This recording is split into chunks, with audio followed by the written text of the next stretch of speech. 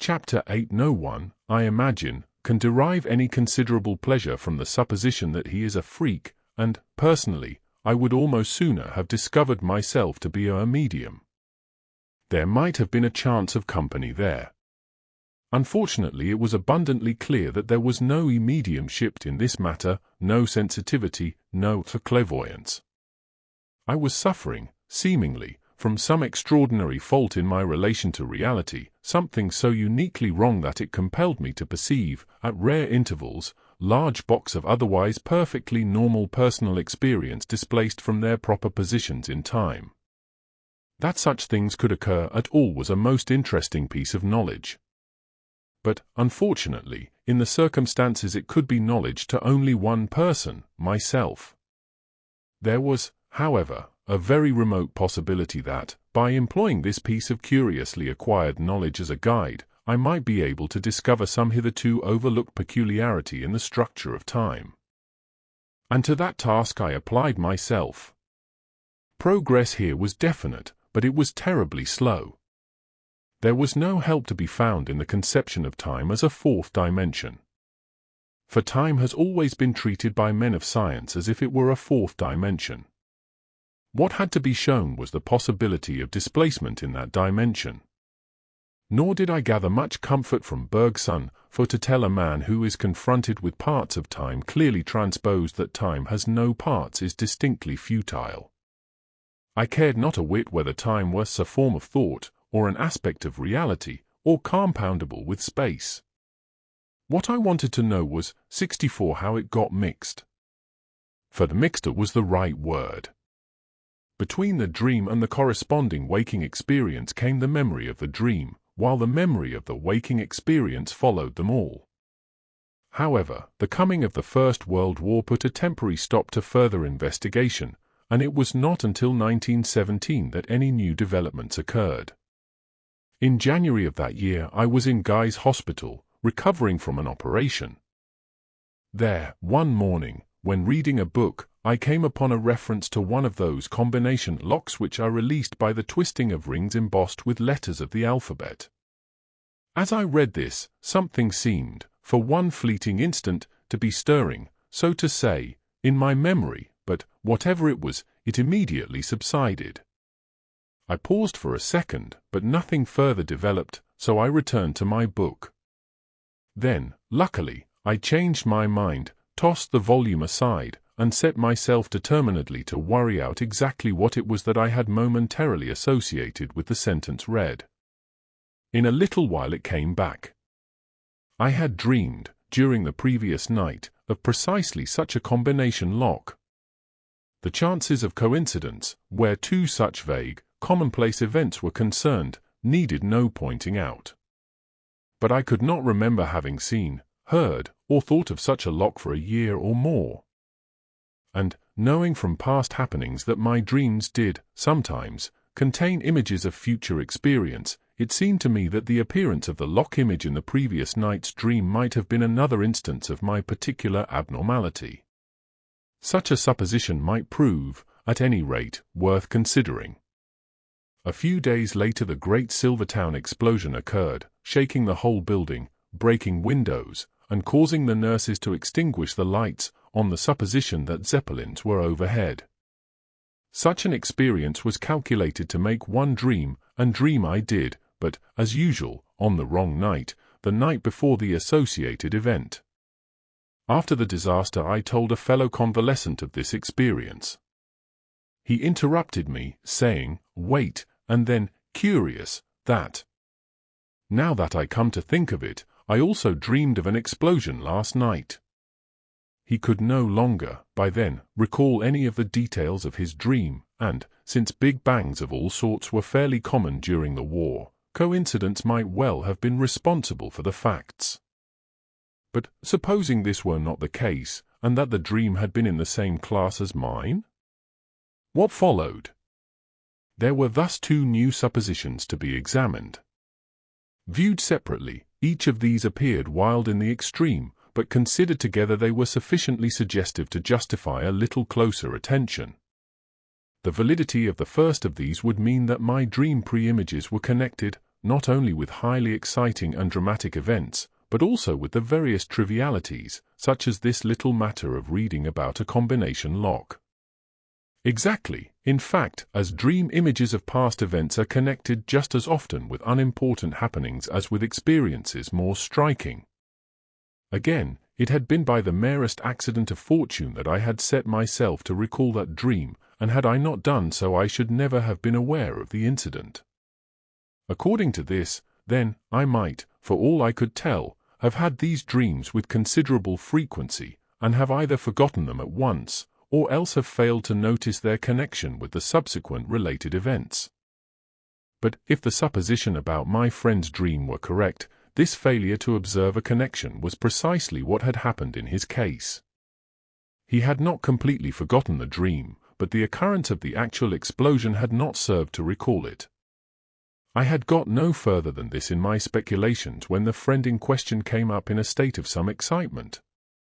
"You remember what we were saying about dreams?" he asked. "Well, I have been talking to so-and-so, and he told me of a curious thing which had happened to him the other night. He had just got into bed and gone to sleep when he dreamed that he was aroused and compelled to go out to attend to a fractured leg.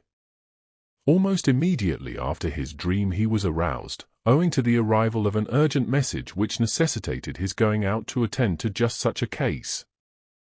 And in telling me the story he pointed out that he had not had to deal with a fractured leg for over 6 weeks. So here, possibly, was a third incident, involving a third person. What, I wondered, would become of the record of that event? The surgeon would tell it to a few friends, who would attribute the whole thing to coincidence, and in course of time he would forget all about it himself. But, and then, what about that curious feeling which almost everyone has now and then experienced, that sudden, fleeting, disturbing conviction that something which is happening at that moment has happened before? What about those occasions when, receiving an unexpected letter from a friend who writes rarely, one recollects having dreamed of him during the previous night? What about all those dreams which, after having been completely forgotten, are suddenly, for no apparent reason, recalled later in the day? What is the association which recalls them? What about those puzzling dreams from which one is awakened by a noise or other sensory event, dreams in which the noise in question appears as the final dream incident? Why is it that this closing incident is always logically led up to by the earlier part of the dream? What, finally, of all those cases, collected and tabulated by the Society for Psychical Research, where a dream of a friend's death has been followed by the receipt, next day, of the confirmatory news? Those dreams were, clearly, not spirit messages, but instances of my effect, simple dreams associated merely with the coming personal experience of reading the news. I had done nothing but suppose, in hopelessly unscientific fashion, for a week or more, and it seemed to me that I might as well complete my sinning. So I took a final wild leap to the wildest supposition of all. Was it possible that these phenomena were not abnormal, but normal? That dreams in general, all dreams, everybody's dreams, were composed of images of past experience and images of future experience blended together in approximately equal proportions. That the universe was, after all, really stretched out in time, and that the lopsided view we had of it, a view with the future a part unaccountably missing, cut off from the growing past apart by a travelling our present moment, was due to a purely mentally imposed barrier which existed only when we were awake. So that, in reality, the associational network stretched, not merely this way and that way in space, but also backwards and forwards in time, and the dreamer's attention, following in natural, unhindered fashion the easiest pathway among the ramifications, would be continually crossing and recrossing that properly non-existent equator which we, waking, ruled quite arbitrarily athwart the whole. The foregoing supposition was not, be it noted, perceived as a possible explanation. The mixture in the order of actual experience, viz. dream, memory of dream, corresponding waking impression, and memory thereof, would still have to be accounted for. But it would put the problem on an entirely different footing. There would be no longer any question as to why a man should be able to observe his own future mental states. That would be normal and habitual. On the contrary, the initial puzzle would be, what was the barrier which, in certain circumstances, debarred him from that proper and comprehensive view? All this was seen in, so to say, a single flash of thought, almost too rapid for analysis.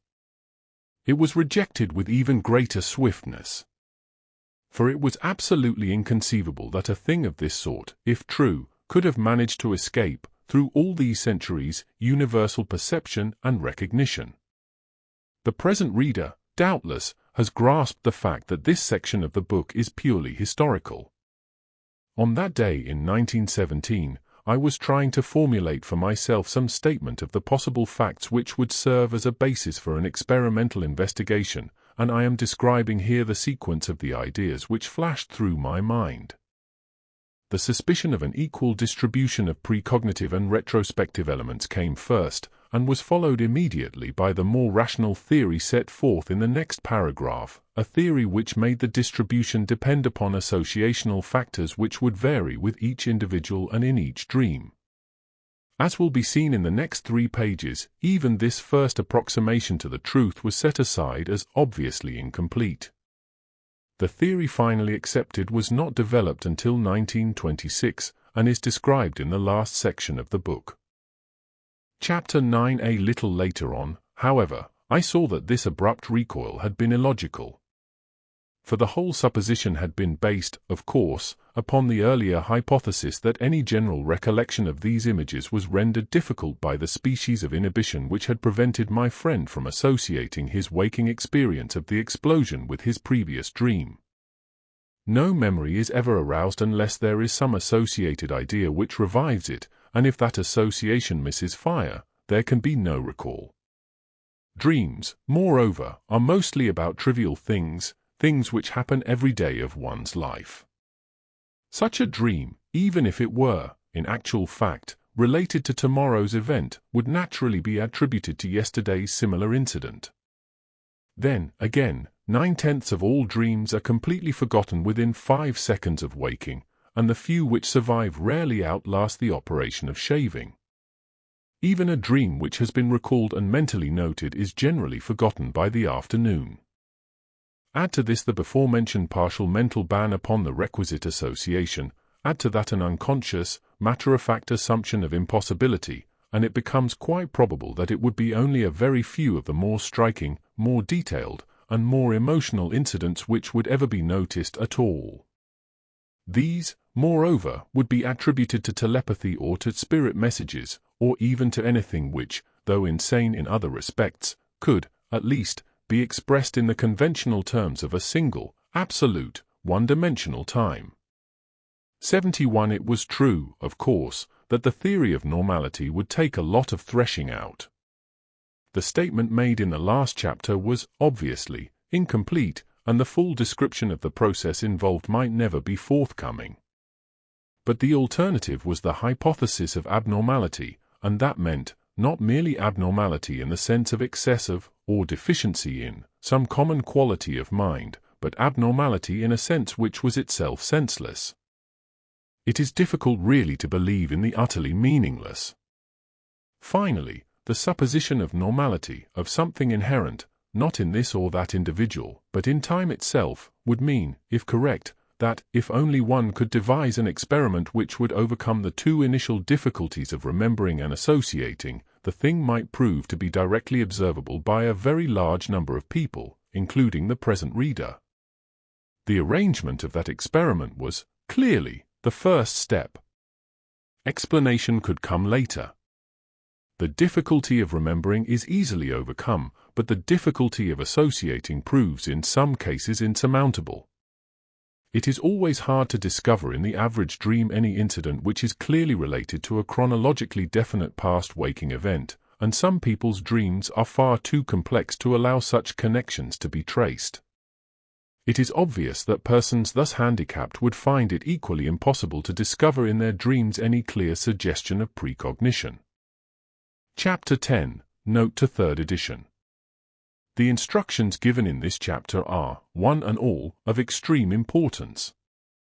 Indeed, it may safely be said that, unless the reader follows them in every detail, he will be reducing his chances of getting results almost to vanishing point. He should bear in mind that while millions of persons remember some of their dreams, and hundreds have written them down, yet not 1 in 1,000 through all the past centuries seems to have noticed that he dreams of the future. Obviously, then, it will be useless for him to experiment upon any old-fashioned lines. Some entirely novel technique is required. That technique is explained here. But experience since the publication of the book shows that its importance was not sufficiently emphasized. I have added, therefore, to this chapter, as previously written, several pages of more detailed explanations. The reader will have guessed that the experiment referred to in the last chapter was tried, and that it proved successful. Because otherwise, manifestly, this book would never have been written. It was not, however, until the following winter that I could bring myself to take the normality hypothesis seriously enough to put it to the test. Then, with many misgivings, and practically no hope of success, I began the first essential experiment, upon myself. I knew, of course, that I had these dreams occasionally, but only at intervals of sometimes a year 74 or more. According to the new theory, however, I should be having similar dreams throughout all these intervals, unknown to myself. As a rule, on 9 mornings out of 10, I have no recollection of having dreamed at all. That, however, did not greatly trouble me. Many people, I knew, were genuinely convinced that they never dreamed, but, from experiments I had made, I was satisfied that dreamless sleep is an illusion of memory. What happens is that one forgets the dreams at the very instant of waking. I myself have remembered, some days later, a dream which had occurred when I was under an anesthetic, although, during the intervening interval, I had believed myself to have been, at the time, in a state of complete unconsciousness. My starting point, then, was a belief in the possibility of recalling a fraction of the lost dreams of these apparently blank nights of mine. Now, according to the new hypothesis, that fraction could contain images of both past and future events. It was probable that the majority of such images would not be distinct and separate, but, on the contrary, so blended and intermingled that the components would not be distinguishable as belonging to any special waking event. But just as one can, occasionally, clearly identify one part of such a blend of images as relating to a particular past event, so should one be able, on occasion, to identify an element in the blend as pertaining to a particular future occurrence. The point was that one must not expect ever to come upon a complete idea or scene which related wholly to the future. As an example of what I mean, the reader may turn back to the dream of a horse, narrated in Part 2. There, the greater part of the dream related to the future, but the general appearance of the horse, and that of the fields and railings, were, to the best of my belief, details collected from past experience.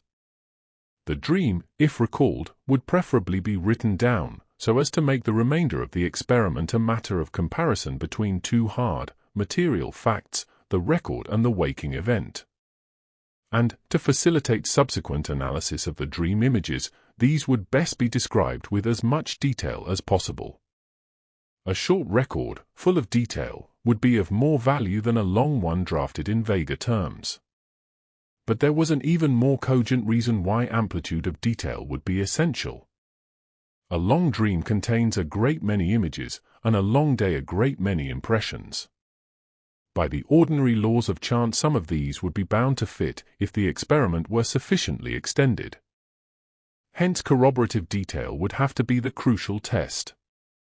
For example, the dream of a pile of coins on a book, followed next day by the observation of a pile of coins in such a position, would be of the class of coincidence which would be bound to occur in any case.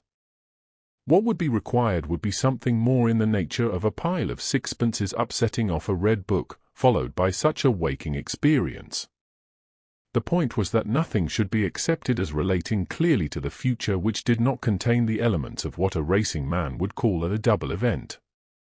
The next thing to be considered was the necessity of a time limit. Obviously, even a dream of a pile of sixpences upsetting off a red book would be likely to be matched by a similar waking experience, if one allowed oneself the whole of one's life in which to look for the matching. A bank clerk might even find fulfillment in a fortnight. I decided that 2 days should be the accepted limit, but that this might be extended in ratio to the oddity and unusualness of the incident. That would be a matter for judgment. My dream of the bombardment of Lowestoft, for instance, occurred a year or so before the event, and I have had one clear case, to be described later, of a dream image relating beyond all possibility of doubt to an event which happened some 20 years later. Since, then, the possibility of satisfactory identification would depend mainly upon unusualness in the incident, the worst time to choose for the experiment would be the period when one was leading a dull life with each day exactly like the last. But in such circumstances a visit to a theatre or to a cinema might well prove a useful auxiliary to the experiment. Also, one might expect to get dreams of novels one was going to read. But, speaking generally, it would be best to select nights preceding a journey or some other expected break in the monotony of circumstances. Another factor would be evidently the number of the results achieved. Satisfaction might be obtained either from the previous dreaming of a single, very unusual incident, or equally well from the previous dreaming of several fairly unusual events, any one of which results, had it been the only one, might justly have been attributed to rather exceptional coincidence. So it was decided that all results of the singly decisive kind should be marked with A+, and that results which, though nearly decisive, required the backing of other similar results, should be marked with a sort of hop crossbun. Thus, the foregoing describes the conditions I laid down for the test, and also the nature of the difficulties I was prepared to encounter. And encounter these I did, in abundance. But there were two which I did not foresee. The dreaming mind is a master hand at tacking false interpretations onto everything it perceives. For this reason, the record of the dream should describe as separate facts the actual appearance of what is seen, and the interpretation given to that appearance. For example, during one of the days of the test I happened to be blowing a wood fire with a pair of bellows, and, in so doing, I brought the nozzle of the instrument into contact with the red-hot surface of a large log. I do not know whether the reader has ever done this, but the effect is most startling, not to say alarming. A dense shower of very brilliant sparks, a regular Crystal Palace firework display, leaps from the fire straight into your face and goes streaming past your ears, causing you to jump back for fear of being blinded. But there appears to be no heat in these sparks, at any rate, no holes are burned in your clothes. The experience is a most striking and unusual one, and, as it happened, precisely such a shower of sparks had flown past my ears in a dream during the previous night. But I had omitted to record the immediate dream impression, which was simply that of a shower of little sparks, and had written down, instead, the explanation I had subsequently attached to that shower, viz. that a crowd of persons who happened to be present in the dream had been throwing cigarette ends. Both aspects of the dream incident should have been recorded, first, the image seen, and then the interpretation attached thereto. This should be done throughout all the records. The second difficulty is one which demands careful attention.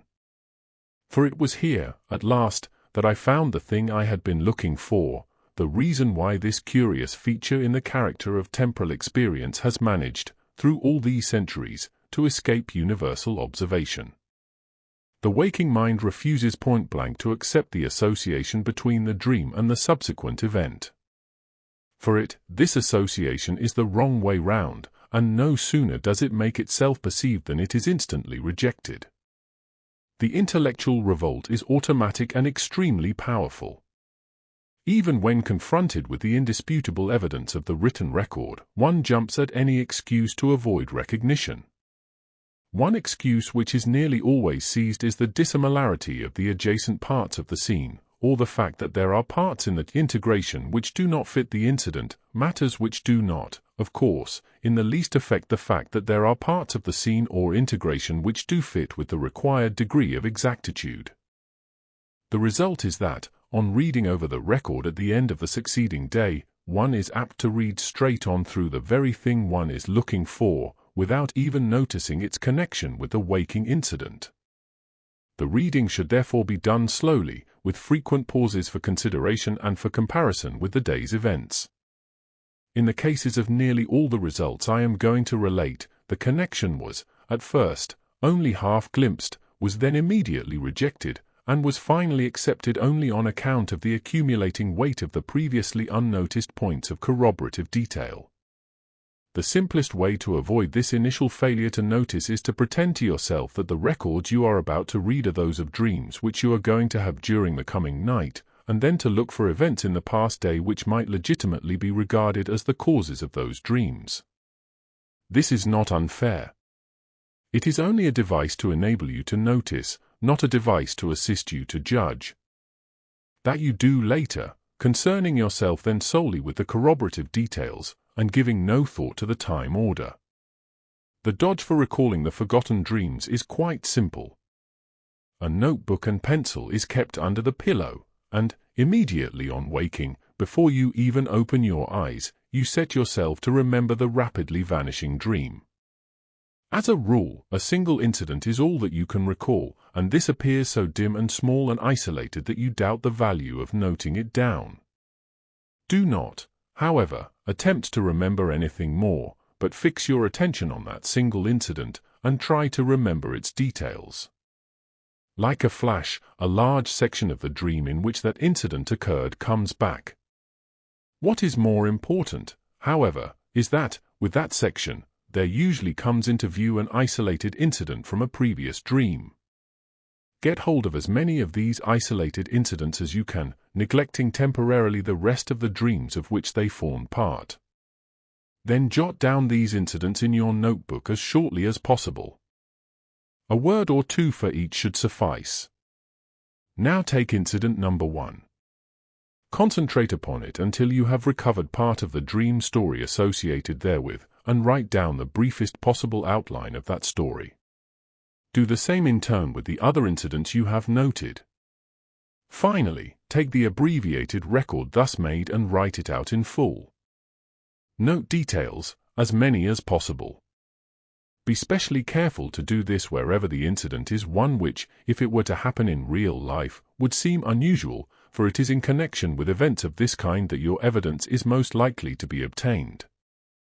Until you have completed your record, do not allow yourself to think of anything else. Do not attempt merely to remember. Write the dream down. Waking in the middle of the night, I have several times carefully memorized my preceding dreams. But, no matter how certain I have been that those memories were firmly fixed, I have never found one shred of them remaining in the morning. Even dreams which I have memorized just before getting up, and rememorized while dressing, have nearly always vanished by the end of breakfast. It will be impossible, of course, for you to write down all the detail. To describe the appearance of a single dream character completely would keep you busy for 10 minutes. But write down the general detail, and all uncommon detail. Memorize the remainder by reading through your final record and attentively revisualizing each picture described therein, so that, should one of these unwritten details subsequently prove important, you can be satisfied that you are not then recalling it for the first time. If, on waking, you are convinced that you have not dreamed at all and cannot recall a single detail, stop trying to recollect the dream and concentrate, instead, on remembering what you were thinking when you first awoke. On recalling that thought, you will find that it was consequent on a dream, and this dream will immediately begin to return. Read your records over from their beginning at the end of each day of the experiment. The sort of thing you may expect to find will be described in Chapter 11. Note to 3rd edition. I append here the more detailed explanation referred to in the introductory note to this chapter. In the experiments to be narrated it was found, to begin with, that the great bulk of the dreams exhibited no resemblances to any chronologically definite incident of waking life, past or future. This was entirely contrary to the popular supposition. The very small residue consisted of resemblances to incidents which were distinctively past only or distinctively future only, but these resemblances were mostly too slight to be evidential. However, a closer study of some of these apparently trivial coincidences would bring to light previously unnoticed corroborative details which rendered the dream evidential of retrospection or of precognition. Thus, though all dreams were clearly related to waking life as a whole, it would be extremely difficult for anyone to prove, by actual experiment, whether they related to the past or the future or both. Evidence, in either direction, was about equally rare. But that evidence was not equally difficult to notice. Attention would be arrested at once by the most trivial resemblances to the past, while passing over similar resemblances to the future with scarcely a pause. And the reason was obvious.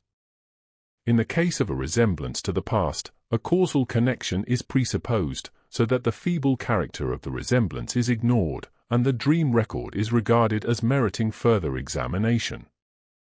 But in the case of a resemblance to the future, the degree of resemblance is the only evidence of a causal connection hostile to common sense, so that the judgment demands a far higher degree of resemblance before it will regard the incident as worth considering. Now, this would not matter if the resemblances of dreams to waking events leapt to the eye all complete, with every detail in full view and readily estimable at its proper value. But that, practically, never happens. The resemblance dawns on one piecemeal, one very trivial similarity is noticed first, and, if the judgment is arrested by this, the dream is reread and the corroborative details come slowly and singly to light. And, for the reasons already given, this all-important, first, feeble resemblance is promptly, almost unconsciously, dismissed as too far-fetched to merit further consideration if it relates to the future. This psychological trap is essentially a trap for the expert, the man who realizes how very feeble that first trivial resemblance is. The neophyte is apt to escape it by giving the resemblance a greater value than it possesses. In short, to notice that a resemblance between a waking event and a past dream is worth following up is like trying to read a book while looking out for words which might mean something spelled backwards. The mind cannot keep that up for long. One must divide the task, see, first, how the book reads in the ordinary way, and then hold it up to a mirror. Consequently, in the instructions to experimenters given in this book, it is laid down that the subject will have little chance of noticing the results he has actually obtained, unless he tries this mirror device, i.e., pretends to himself that the dreams which he has recorded are those which he is going to have on the following night, and then examines the day's events for anything which might be regarded as the cause of those dreams. He is carefully warned, of course, that this is not a device to enable him to judge the value of the evidence, it is a trick to enable him to notice that there is any evidence to be judged. In a recent article, Sir Herbert Barker referred to this as the most important of all the rules in experiments of this description, and I entirely agree with his finding. I must re-emphasize here the importance of the advice regarding the choice of nights upon which to experiment, viz., that these should precede some coming break in the monotony of your everyday life. In the experiments to be narrated, Miss B, Miss C, Major B, and myself were holiday-making in entirely new scenes, and obtained dreams resembling events which were distinctively past or future within the allotted period. Mrs. L, on the other hand, was living her normal life in her home. Her records were longer than those of all the other experimenters added together, yet she had only one dream resembling a chronologically definite incident of the future, and only one resembling a similarly definite incident of the past. It is extraordinary how many people overlook this. If the chances of a given coincidence occurring within a certain period are 1 in 1,000, the chances of a second equally improbable coincidence occurring in the same period are 1/1,000 by 1/1,000 or 1 in 1,000,000. In my own records I marked with a plain circle any dream which appeared to be related to some chronologically definite incident of the past. And I sought for similar evidence of retrospection in the experiments of my assistants. Chapter 11. It may simplify matters for the reader if I explain in more detail what it was that, at this stage, I was trying to ascertain. The picture of the universe which, towards the end of last century, was accepted by almost every class of thinker, was painted in terms of the conventional elementary indefinables, space, and time. Physics had added a third term, matter, and was suffering considerable perplexity as to how, with these three alone, it was going to absorb radiation. Biology had elected, rather meekly, to consider itself a branch of this particular physics.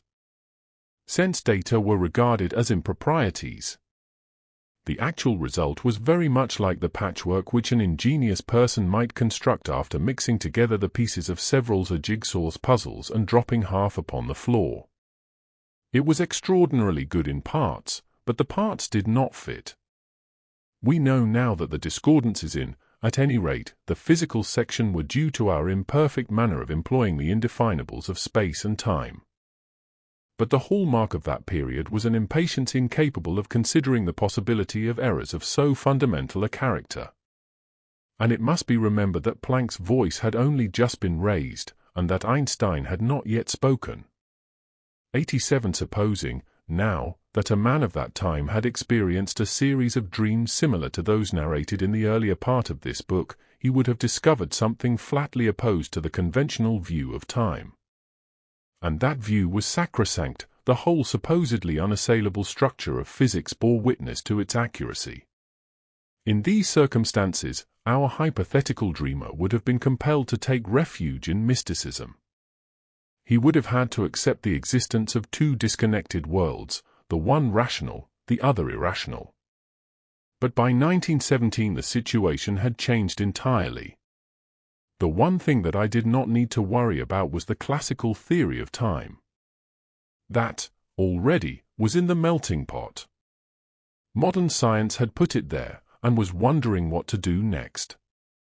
Now, the probabilities that the whole series of dreams already described had been due to pure coincidence were so excessively minute that, taking into account the partial collapse of the classical theory of time, I was bound to postulate precognition as a working hypothesis. Then, as a disciple of science, I must assume, pending absolute proof to the contrary, that precognition was scientifically possible, i.e., that the nature of time allowed the observer a four-dimensional outlook on the universe. That was eminently reasonable, for, if modern science insisted upon the reality of its four-dimensional space-time, it could not dispute that observers in that world must be similarly four-dimensional. But that would involve that everyone possessed precognitive faculties. Unfortunately, it did not follow that he would employ them. It was possible to enumerate many personal factors which might make retrospection more attractive to the dreamer. And here was the difficulty. To establish my case I should have to overcome the objections of those who would urge, as a matter of common knowledge, that dreams which offered a resemblance to the future strong enough to arouse a suspicion of precognition were not vouchsafed to the multitude, but were, on the contrary, the prerogative of a few rare individuals. I should like the reader to be quite clear about the nature of this obstacle. In science, one uses the word effecti when one wishes to consider a phenomenon apart from any presumptions as to its possible cause. The strong effects to which I have just referred might or might not be due to coincidence, but that was not the difficulty. The objection which I should have to meet was not that the strong effects were inconclusive evidence of precognition, it was the far more formidable assertion that only an abnormal few could observe any such effects at all. Now, if I were right, and there remained a still unsuspected logical fallacy in our notions of time, that fallacy would prove, of course, self-evident, once it was discovered. Moreover, the discovery could hardly fail to affect every branch of science and to reap its quota of confirmation from each. The inexact evidence of dreams could provide no part of the essential basis of a serious scientific theory, and to attempt to make it such would be the worst possible policy. But I could not ignore that evidence. My opponents would be able to point out that the existence of universal faculties for dream precognition was a necessary corollary of my proposition, and they would demand to know why it was that not one person in 1,000 utilized these supposed opportunities. The evidence of dreams, they would say, is extremely relevant to your theory. And that evidence is flatly against you. In these circumstances, it seemed inadvisable to expend further energy upon the extremely difficult time problem until I had satisfied myself that the striking effects in question were far more widely distributed among individuals than the popular view supposed. Closely allied to that popular view were the opinions of those who believed that precognition was possible, but held that it must involve the employment of an extra, supernormal faculty. This notion was cherished by mystics of every class, and these were likely to raise considerable outcry at the suggestion that their stronghold, sacred for centuries, was open to invasion by mundane science. Unfortunately, they received strong support from some of the people who had devoted most time to the investigation of provisional phenomena, viz., members of the various groups engaged in what is called psychical research. It is interesting to note the curious consequences of this creed. The supernormalist sets himself a certain standard beyond which he would rule out coincidence as too improbable. Suppose that one of Jones's dreams attains to this standard, he is credited with having exercised his supernormal's faculty. Suppose that Smith has a dream which is very nearly, but not quite, up to that standard, Smith's dream is adjudged to be due to the exercise of the normal dream faculties. But now suppose that Jones has a dream similar to Smith's. There is nothing for it but to say that, on this occasion, Jones neglected to exercise the superior faculty. So the changeover from one faculty to the other occurs when there is a shade of difference in the odds against coincidence. Nonsense! Did you say? Of course it is. Then how do the supernormalists get over the difficulty? I do not know. They do not appear to notice it. When one of them settles down to the practical work of studying such dreams as he may have collected from the community at large, he grades all resemblances to the future as good, fair, moderate, or indifferent. The indifferent he judges to be due to the usual, normal faculty, the good he regards as probably produced by the other and supernormal faculty, the intermediates he sets aside as doubtful. But he forgets entirely that the existence of these intermediate effects compels him to consider that the supposed change of faculty occurs at some particular point in the scale, a point between two dreams of nearly similar evidential value. In short, the only consistent supernormalists, the only ones who avoid the above absurdity, are those who adhere to the popular view that there are no intermediates in the scale, that the effects upon which they have based their belief are in a class by themselves, isolated by a wide gap from such inferior effects as can be observed. These persons usually accept the further popular supposition that the effects which are worth counting pertain to rare and specially favored individuals. I trust one have made it clear that the object of the projected experiments was to see whether the evidence of dreams in general was really for or against the theory that the faculty of precognition, if it existed, was a normal characteristic of man's general relation to time. I hoped, in other words, to be able to turn the tables upon objectors of the classes cited above, and to show that effects suggesting precognition were observed by far too many people to allow us to entertain the supposition that these persons differed from their fellows in some supernormal fashion. It is obvious that all such effects as might be discovered would have a certain value as evidence of the fact of precognition, an aspect to be distinguished from that of their evidence as to the distribution of a precognition assumed to exist. It was with the latter aspect that I was concerned, but the former may be of interest to the reader, and he may, indeed, consider that I ought to make some statement concerning my attitude toward such evidence. Very well, I will do my best. In the first place, of course, we have to recognize that there are no limits to the possibilities of coincidence. Consequently, evidence of precognition is of a purely statistical character, a matter of balancing probabilities.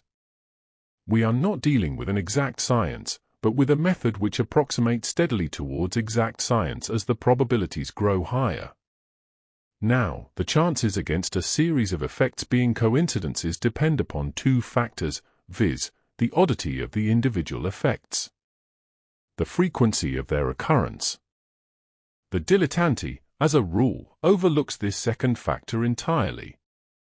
Yet the evidence of 7 dreams in a given period, with the probability of coincidence in each case as high as 1 in 10, is actually 10 times as strong as the evidence of a single dream with chances of coincidence as low as 1 in a million. Let us consider the first of the above factors. If the supernormalists are right, if precognitive dreams are the product of a faculty superior to that employed in retrospective dreams, we might hope to discover, someday, effects so abnormal in wealth of clear-cut detail that a single dream would have very high evidential value. But if the theory of normality is right, if the faculty which dreams of the future is the same as the faculty which dreams of the past, we cannot expect the resemblances to the future to be any more striking than the resemblances to the past.